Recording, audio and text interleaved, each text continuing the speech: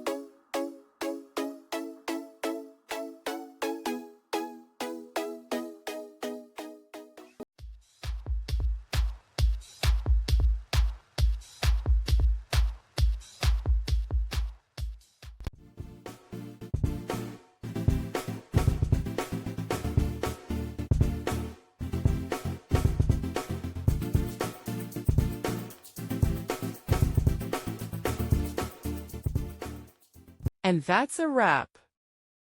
I hope you found the answer you were looking for. If you did, take a second to hit that subscribe button. It really helps out. And let me know in the comments which solution worked best for you. See you next time in the debug zone.